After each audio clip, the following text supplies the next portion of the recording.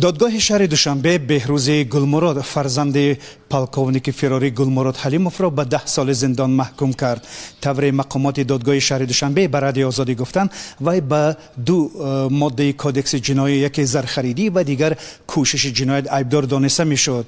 مقامات دادگاه شهر دوشنبه گفتند که در مرافعه که در ماه ایون برگزار شد هرچند پوشیده صورت می گرفت ولی نزدیکان پیوندان بهروز گلمراد شرکت داشتند. بهروز گلمراد پسر کلانی گلمراد حلیموف از زن اولش نزاکت مرادوف است و اول ماه اپریل در ناحیه ورزاب دستگیر شد. نزدیکان بهروز میگویند که او به تجارت خرد مشغول بود و همین حساب زندگیش را میگذرانید. پیوندان بهروز گلمراد ماه می در صحبت با رادیو آزادی گفتند که از قصد سفری او و آنچه که مقامات میگویند خبر نداشتند.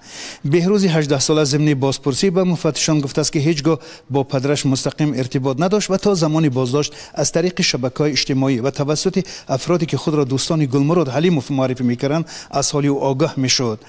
نزاکت مرادوف و مادر بهروز گلمرادوف روز 6 ایول در صحبت با رادیو آزادی گفت که در روز اعلان حکم او را دعوت کردند و او در مرافعه نهایی حضور داشت. وی با ناراضگی از حکم دادگاه گفت که پسرش خود را عیبدار و به گناه پدرش همراه نمی‌داند. نزاکت مرادوف گفت پس از افتتاح پرونده علیه بهروز دادگاه از آنها خواسته بود که وکیل دفاع بگیرند، اما بنابر مشکل مالی نتوانستند ادوکات بگیرند و از حکم دادگاه به زینای بالای شکایت برند. خواهر بهروز گلمراد در صحبت با رادیو آزادی از پرزیدنت تاجیکستان خواهش نمود که در نسبت برادرش که به اصطلاح نان آور خانه است عفو را تطبیق کند. آزادی آن را محروم کردن، آن را عفو کرده از زندان آزادش کنند و من میخوام که از جناب عالی که ما تکیه به شما داریم و اعتماد به شما میکنیم که شما برادر ما رو عفو کنید و او یعنی که در خاندان ما یک تکیهگاه ما بود. ما کسی نداریم که برای ما رو خوراند و پوشاند.